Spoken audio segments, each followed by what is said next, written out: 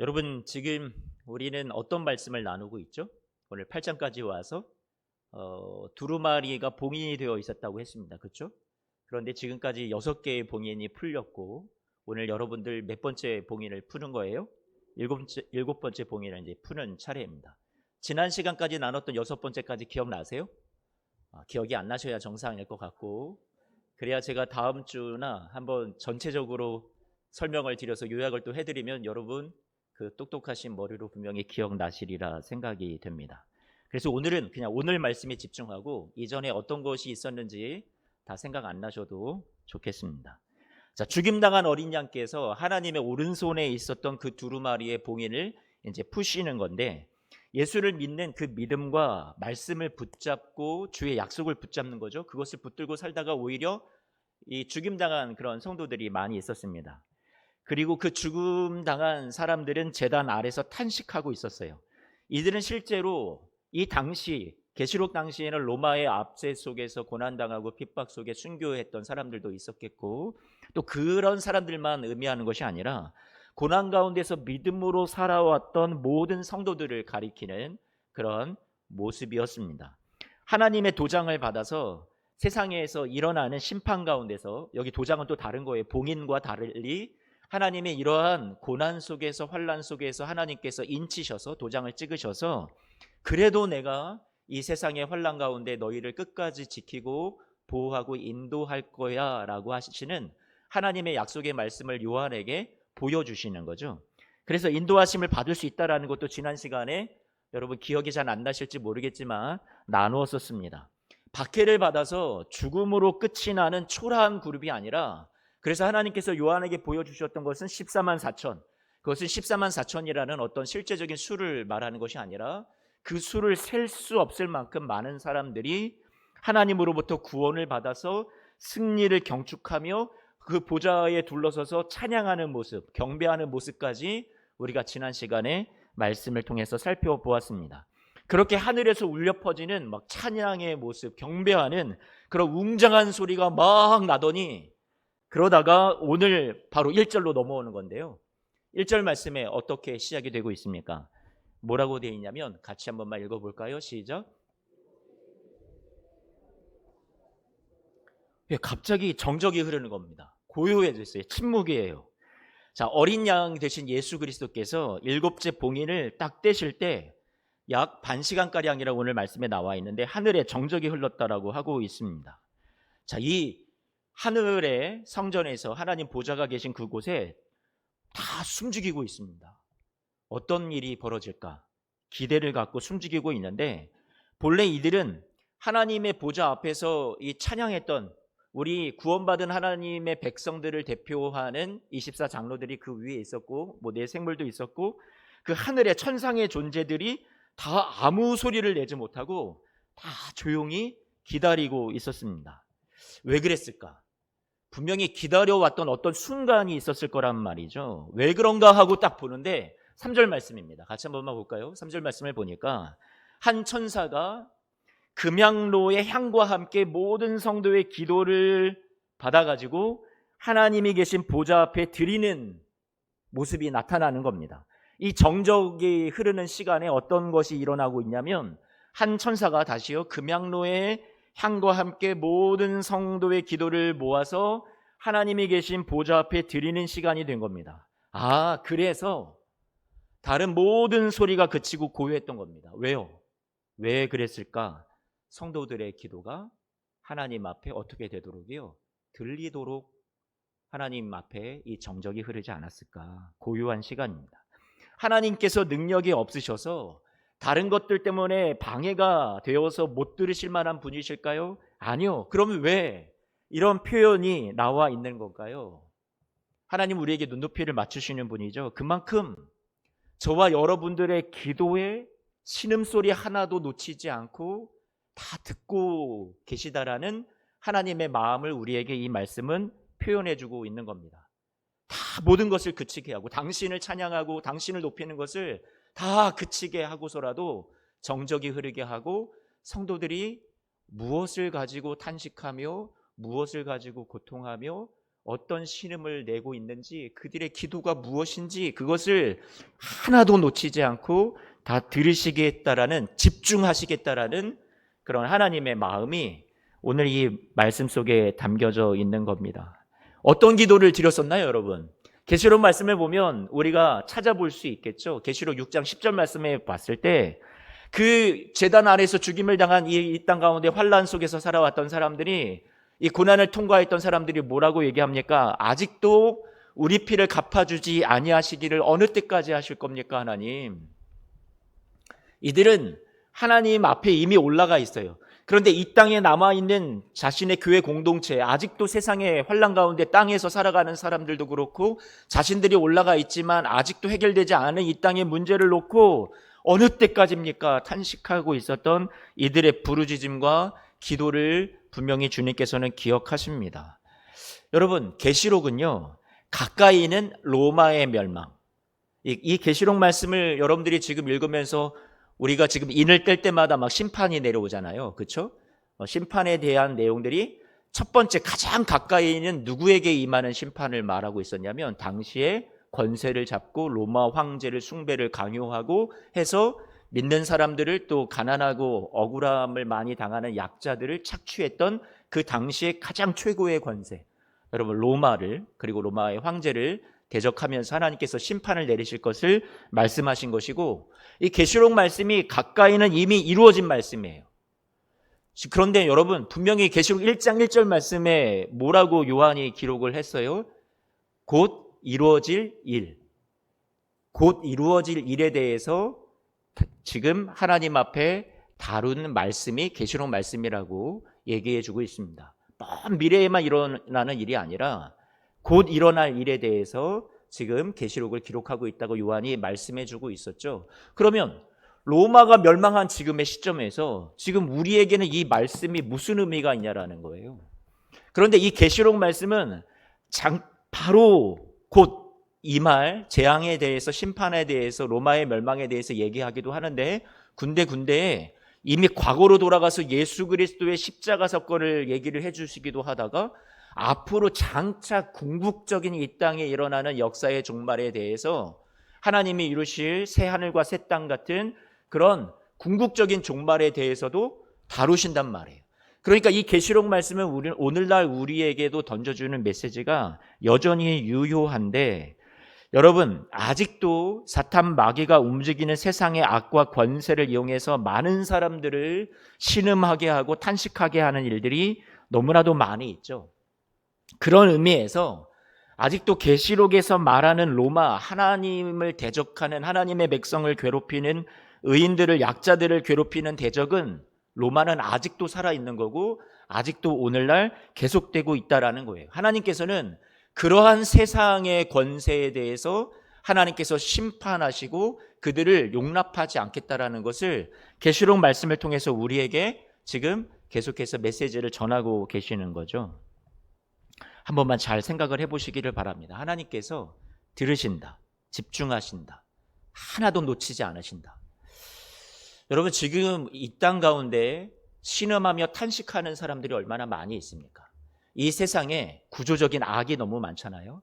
가진 사람들이 책임을 지지 않고 많이 있는 권세를 가진 사람들이나 힘을 가진 사람들이나 돈을 가진 사람들이, 그들이 만들어 놓은 구조적인 악과 모순 때문에 여러분, 얼마나 많은 사람들이 피해를 당하고 죽임을 당하고 그렇게 안타까운 생명을 잃어가는 일들이 오늘날도 많이 일어나고 있습니까? 지금도 곳곳에서 일어나고 있는 전쟁의 소식, 서로 여러분 포탄을 터뜨리고 총을 겨누고 이러한 일들을 통해서 많은 우리 군인들뿐만 아니라 민간인들도 희생되고 있죠. 그 뒤에는 권력에 대한 야욕과 욕심, 사람들의 죄악이 얼마나 많이 있는지 모르겠어요. 그 뒤에는, 배후에는 사탄이 여전히 이러한 세상의 권세를 휘두르고 있고 그것을 가지고 이 세상을 병들게 하고 죽음으로 몰아가고 있다는 거죠.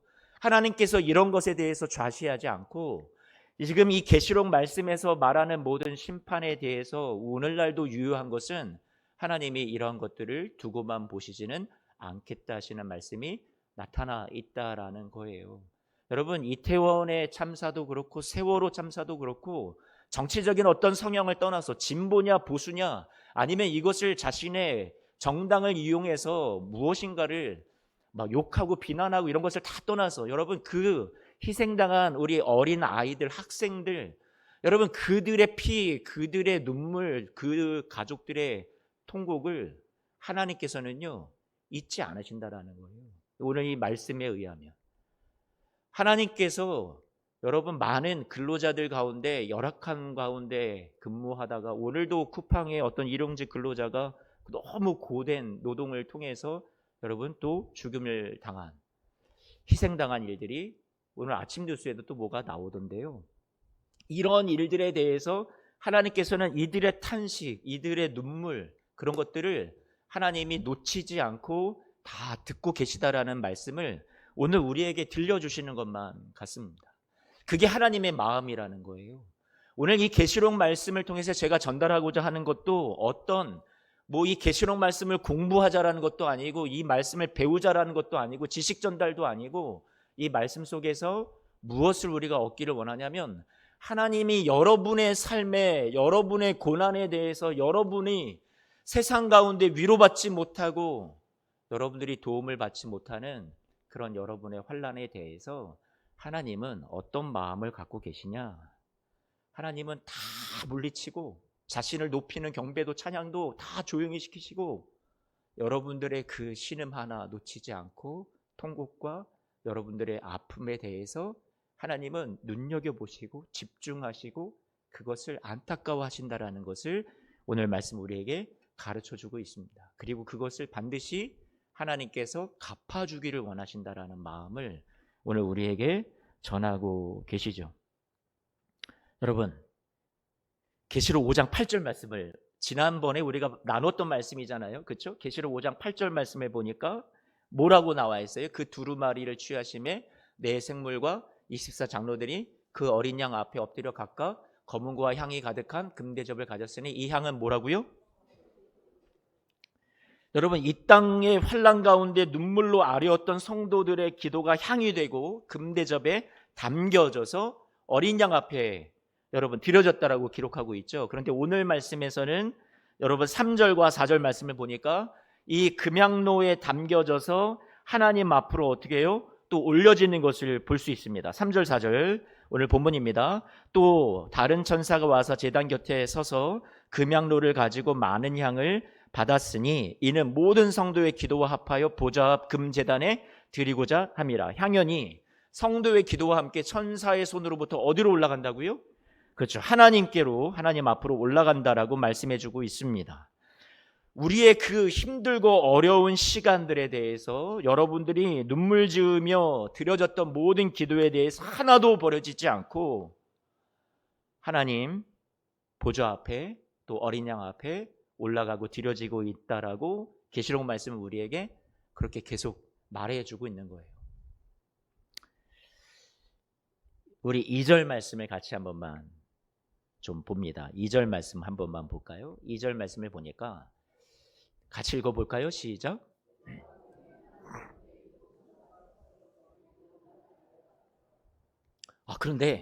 그런데 이게 좀 나중에 나왔으면 좋겠는데 우리는 지금 무슨 인을 떼고 있어요? 7인을 떼는 그런 말씀을 좀 나누고 있는데 갑자기 뚱딴지처럼 뭐가 껴들었어요? 7 나팔이라는 게 또 껴들고 있습니다. 이게 뭘까요? 계시록 말씀은 7인에 대해서 이 세상에 내려지고 있는 어떤 일들에 대해서 심판의 일들에 대해서 사람들이 자초한 사람들의 죄, 악으로 인해서 이 세상에 벌어지고 있는 그런 인의 심판에 대해서 우리가 좀 말씀을 나누고 있는데 갑자기 또 7 나팔이 껴드는 겁니다. 그러니까 7째 인을 뗄 때 7 나팔이 지금 무엇이 되고 있는 거예요? 여기 체인처럼 자 여기서 1, 2, 3, 4, 5, 6, 7 7째 인을 떼는데 여기에 체인이 고리라고 할게요. 고리가 딱 맞물려서 다시 7개의 뭐가 또 등장하고 있는 거예요? 나팔이 등장하고 있어요. 또 나중에 7 나팔이 끝나는 곳에 마지막에 7 나팔에 또 하나가 고리가 물려서 또 뭐가 등장할까요? 7 대접이 등장을 합니다. 이제 머리가 복잡해지시죠? 계시록 말씀 재미가 없어질 것 같지 않으세요? 아니, 7인으로 끝났으면 좋겠는데 또 뭐가 있다고요? 7나팔이 있고 7나팔을 또 끝나면 또 뭐가 나타난다고요? 그렇죠. 7대접.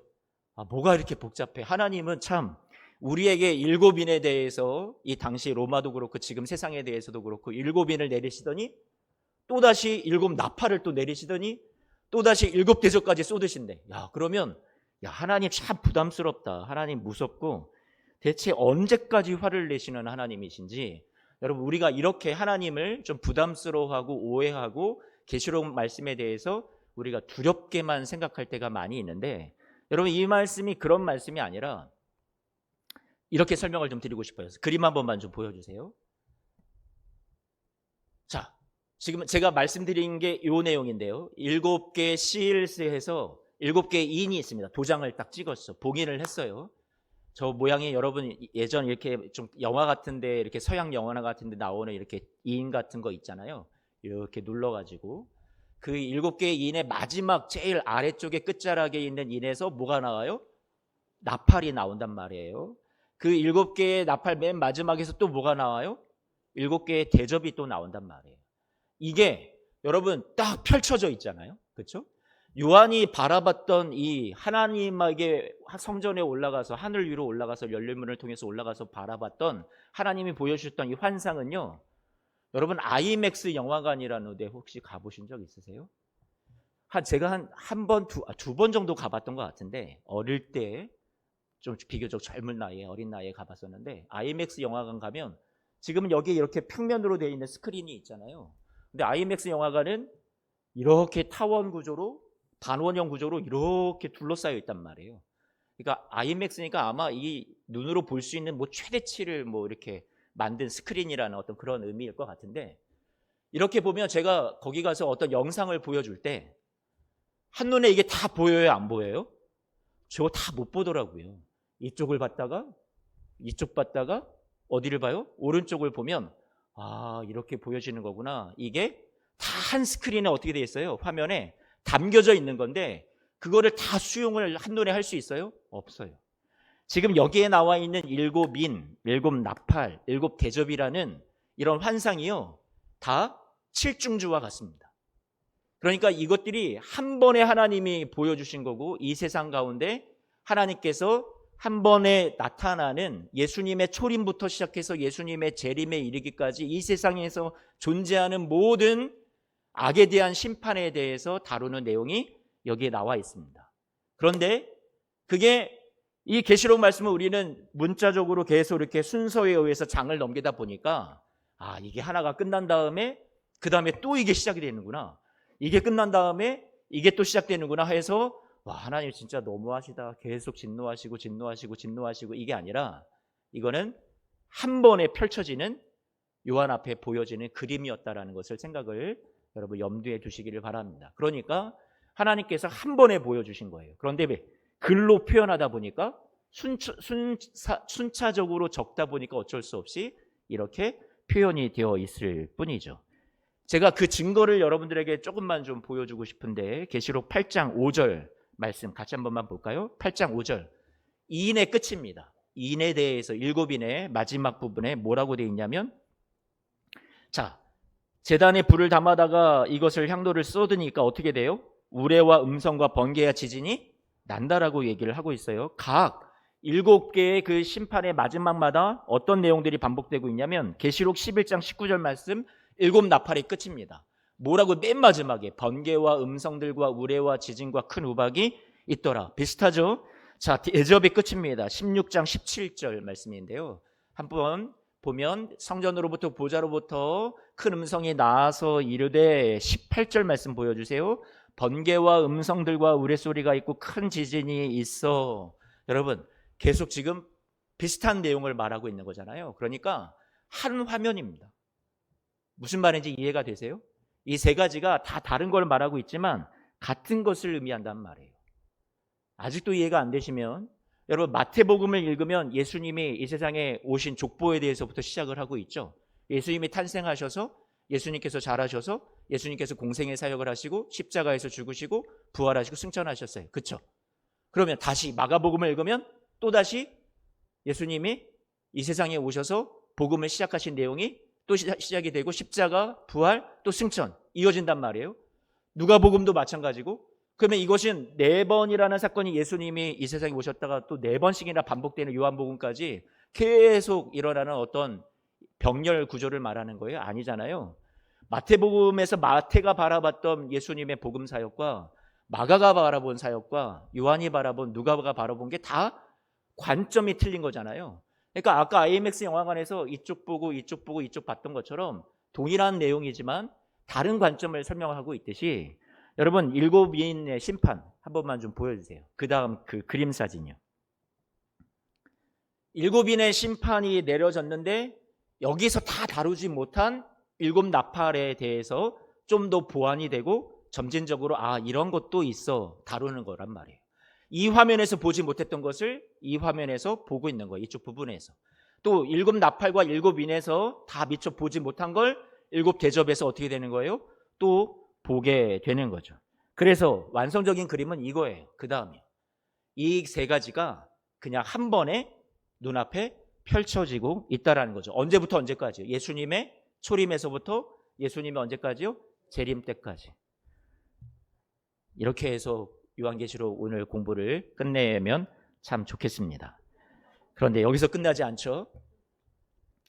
자, 5절 말씀 같이 한 번만 봅니다. 5절 말씀을 보니까 천사가 향로를 가지고 제단에 불을 담아다가 어떻게 한대요? 이게 뭔가가 이상해요. 자, 향로에는 뭐가 담겼었어요?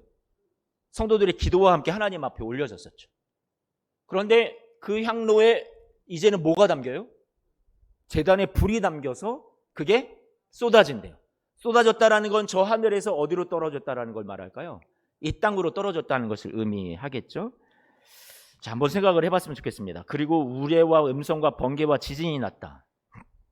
우리는 이 말씀이 주는 어감 자체가 하나님이 세상을 무섭게 심판하시는구나. 그런데 심판은 심판인데 말씀을 잘 살펴보기를 바랍니다. 금양로에는 성도들의 기도가 향으로서 가득 담겨져 있다 했습니다. 그리고 그 기도가 담겨 있는 것과 함께 이 하나님 앞에 올려졌다라고 말씀을 드렸었어요. 하나님 앞에 올려진 기도에 대한 응답으로 이제 그 향로에 무엇이 대신 담기냐면 제단에 불이 담겨서 이 땅에 쏟아지는 것을 말해줍니다. 무엇일까요? 응답입니다. 응답의 시간입니다. 6장 10절에서 여러분 우리가 아까 무엇을 봤었어요? 6장 10절 지난 시간 복습이잖아요. 한 번만 다시 볼까요? 6장 10절 말씀 보니까 하나님 우리 피를 갚아주지 아니하시기를 어느 때까지 하시는 겁니까? 너무 답답하죠. 너무 힘들죠. 계속 참아야 되죠. 계속 기다려야 되죠. 우리의 삶의 문제는 풀리지 않죠. 그런데 이들에 대한 이 탄식을 하나님이 아까 다 정적 가운데 이것을 다 들으신다라고 했죠. 들으시고 끝나시는 것이 아니라 이제는 때가 됐어요. 어떻게 하신다고요? 거기에 성도들의 기도를 다 받으시고 접수하시고 이제는 거기에 무엇을 담으신다고요? 불을 담아 이 땅 가운데 쏟으신다라고 말씀해 주고 있습니다. 무슨 응답일까요? 응답이 이루어지지 않아 힘들고 어려웠던 시간들이 지나가고 이 성도들의 기도가 반드시 하나님 앞에 응답되어서 이 땅 가운데 하나님께서 이루시는 공의와 정의가 이루어지는 때가 임하게 된다라는 거예요. 악이 심판받고요. 그리고 땅에서 철저히 뿌리 뽑히도록 이 땅 가운데 제단에서 불이 담겨져서 쏟아진다라고 말씀해 주고 있는 거죠. 이러한 심판이 이 땅 가운데 임할 때 우레와 음성과 번개와 지진이라는 진짜 물리적인 어떤 그런 현상이 나타나는 것을 말하기보다 이것은 하나님께서 우리에게 보여주시는 어떤 심판의 근엄함, 어떤 이런 것에 대해서 단호함에 대해서 상징하는 어떤 그런 언어의 표현이라고 볼 수 있겠습니다. 하나님이 본격적으로 임재하시고 하나님께서 역사하셔서 성도들의 억울함을 풀고 세상의 악을 심판하시며 의인들을 약자들을 구원하신 때가 온다라는 것을 이 말씀 우리에게 가르쳐주고 있는 거죠. 심판은 우리에게 두려움과 무서움을 주는 그런 날이라고만 할 수 없고 악에 대해서는 하나님이 심판하시는 날이지만 이 땅의 고난 가운데 살아가는 성도들에게는 하나님의 구원이 임하고 하나님이 신원해 주시고 그들을 위로해 주시고 그들을 눈물을 닦아주시는 때가 오늘 이 심판의 날이란 말이에요. 재단에 불을 담아 쏟으시는 날이라는 거죠. 암담한 현실 속에서 여러분들이 드린 기도가 땅에 떨어지지 아니하고 하늘의 하나님 보좌에 향과 함께 올라가고 있다라는 사실을 우리는 오늘 말씀을 통해서 확인했습니다. 향로에 담겨있던 기도는 하나님께 올려지고 하나님이 그렇게 이루어지지 않을 것 같았던 여러분의 위로, 여러분의 기도의 응답, 결말, 선한 결말, 그것이 하나님께서 그 제단에 불을 담아서 이 땅 가운데 쏟으시고 내리시는 일들이 꼭 일어날 거라고 얘기해 주고 계십니다. 성도의 기도에 대해서 하나님이 내가 꼭 응답하마, 조금만 참고 인내해라, 낙심하지 마라, 이렇게 하나님께서 그것을 알려주시는 말씀의 내용이 오늘 저와 여러분들이 읽었던 이 계시록의 말씀에 담겨져 있습니다. 이것이 그 당시의 환난을 살아가고 언제까지인지 너무 힘들게 하루하루를 버티며 살아갔던 성도들에게 이 말씀이 주어졌습니다. 여러분, 이들은 그러면 언젠가 반드시 하나님이 우리를 이렇게 위로해 주시고 선하게 결말을 맺어 주시는 날이 올 거구나 하고 그 삶의 자리에서 어떻게 했을까요? 정말 힘이 없었을 텐데 이 요한과 함께 신앙생활을 했었던 이 땅의 교회 공동체가 너무 낙심했을 수도 있잖아요. 그런데 이 계시록의 말씀을 받고 요한이 가슴 벅차서 그 자기와 함께 신앙생활했던 교회 공동체에게 알려줬을 때 이들은 그래, 반드시 승리의 때가 올 거야 하고 그들이 위로와 감격을 받고 삶의 자리에서 분연히 일어설 수 있지 않았을까요? 죽음이 두렵지만 여전히 박해가 힘들지만 그래도 소망이 아예 없지는 않으니까 그들이 삶 속에서 다시금 연약해진 무릎을 세우고 기도의 힘을 다시 한번 되찾고 하나님 앞에서 믿음으로 일어서려고 아마 그들은 분명히 하나님 앞에 나아갔을 거라는 생각을 하게 됩니다. 세상에 선이 패배하는 것 같고 악이 승리하는 것 같은 현실을 우리가 살아갑니다. 시편 말씀을 보면 한 시인도 이러한 시간들을 보냈다라고 얘기합니다. 큰 시험을 만나서 빠질 뻔했다고. 아니, 하나님이 살아계신데, 아니 의인들은 이렇게 하나님 앞에 그래도 믿음으로 살아가려고 하는데 헛된 것만 같고 종일 재난을 당하고 징벌을 받는 것만 같습니다. 언제까지 이래야 합니까? 두고만 보시는 것 같은 하나님도 이해가 되질 않습니다. 그렇게 한 시인이 탄식합니다. 그 내용이 시편 73편이에요. 그런데 이 시인이 하나님의 성소에 들어갈 때 거기서 깨닫습니다. 세상의 결말이, 악인의 심판이 이렇게 이루어지게 되는 거구나. 세상의 이 부조리함이 이렇게 하나님께서 만들어 주실 거구나라는 것이 성소에 들어갈 때 그것을 깨닫게 됩니다. 오늘 마치 요한이 이 땅의 교회 공동체와 함께 고난당할 때 너무 힘들다, 어느 때까지입니까 생각했는데 하늘의 열린 문을 통해서 올라가 하나님의 보좌가 있는 그 하늘 성전에 들어가 보니 오늘 시편 73편에 시인이 성전에 들어가서 깨닫게 되었듯이 요한도 깨닫습니다. 하나님께서 어떻게 성도들의 기도를 듣고 계신지 다 종막 가운데 하나하나 놓치지 않고 그것을 기억하시고 그 수를 성도들의 눈물을 세시는지, 어떻게 악에 대해서 심판을 이루시는지, 어떻게 성도들을 그 환난과 그 고통에 대해서 하나님께서 어떻게 갚아주실지 요한도 깨닫게 되고 위로받게 된단 말이에요. 시편 74편에 시인이 이렇게 얘기하죠. 시험에 들고 하나님의 부재를 원망했던 시인이 나중에는 하나님을 찬송하면서 이 시간들을 이겨냅니다. 우리 시편 73편을 같이 보았으면 좋겠는데요. 17절, 18절, 19절입니다. 제가 읽어드릴게요. 하나님의 성소에 들어갈 때에야 그들의 종말을 내가 깨달았나이다. 주께서 참으로 그들을 미끄러운 곳에 두시며 파멸에 던지시니 그들이 어찌하여 그리 갑자기 황폐되었는가 놀랄 정도로 그들은 전멸하였나이다. 22절 말씀에서 24절까지입니다. 내가 이같이 우매 무지함으로 주 앞에 탄식하고 절망하며 낙심하며 원망하며 하나님의 부재에 대해서 이해되지 않는다고 소리쳤지만 이제는 23절 말씀에 이제는 어떻게 돼요? 이 시인이 내가 항상 누구와 함께 한다고 생각해요? 그렇죠. 주와 함께 하니 주께서 내 오른손을 붙들고 계시다고 내가 이제 깨닫습니다. 아직 문제가 다 해결되지는 않았지만 아, 나는 주님과 함께 살아가고 있구나. 주님이 오른손으로, 그 강하신 오른손으로 나를 붙드시는구나 라고 일어서고 있습니다. 24절 말씀에 어떻게 말씀하고 있어요? 주의 교훈으로 나를 인도하시고 후에는 영광으로 나를 어떻게 한다고요? 영접하실 것을 이 시인은 확신하고 있습니다. 오늘 요한계시록의 말씀, 요한과 똑같죠. 그래서 25절에서 28절 말씀, 이것이 저와 여러분들의 고백이 되었으면 좋겠는데요. 우리 같이 25절부터 26절, 28절 이 세 절을 같이 한 번만 읽어봤으면 좋겠습니다. 우리 한 목소리로 여러분들의 신앙의 고백이라 생각하시고, 여러분들도 많이 힘들잖아요. 어렵잖아요. 그런데 이게 우리가 이 세상을, 이 계시록의 말씀을 받은 우리가, 또 73편의 말씀을 동일한 하나님의 약속으로 받은 우리가 이 고백을 좀 드렸으면 좋겠습니다. 같이 한 번만 읽어봅니다. 시작. 하늘에서는 주 외에 누가 내게 있으리요, 땅에서는 주밖에 내가 사모할이 없나이다. 내 육체와 마음은 쇠약하나 하나님은 내 마음의 반석이시요 영원한 분깃이시라.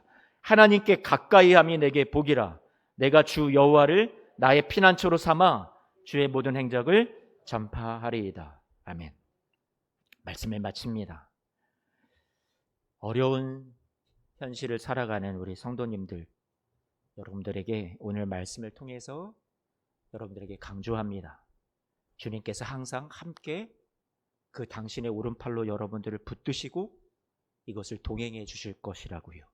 그리고 주님께서요, 여러분의 기도, 눈물, 신음 하나도 놓치지 아니하시고 다 물리치고 다 찬양과 경배와 이것을 조용히 시키시면서까지도 여러분의 그것을 눈물방울 하나라도 놓치지 않고 다 들으시고 계시다라는 것을 오늘 여러분들에게 이 말씀을 빌어서 여러분들에게 대신 하나님의 마음을 전해드립니다. 때마다 어려운 고비마다 주의 교훈과 약속의 말씀이 여러분들에게 어두운 가운데, 이 길 가운데 빛을 비추어 주셔서 이 길을 끝까지 인도해 주시고, 그 말씀이 때로는 우리를 위로하시고 때로는 소망을 주시고 새 힘을 주셔서 후에 장차 영광으로, 오늘 시인처럼 영광으로 갚아주시리라.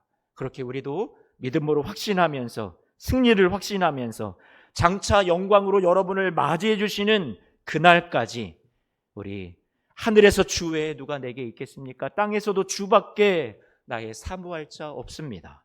내 육체와 마음은 쇠약할지라도 하나님은 내 마음의 반석이시요 영원한 분깃이 되십니다. 하나님을 가까이 하고 주 여호와를 나의 피난처로 삼아 당당하게 살아가는 하나님 우리가 되게 하여 주옵소서.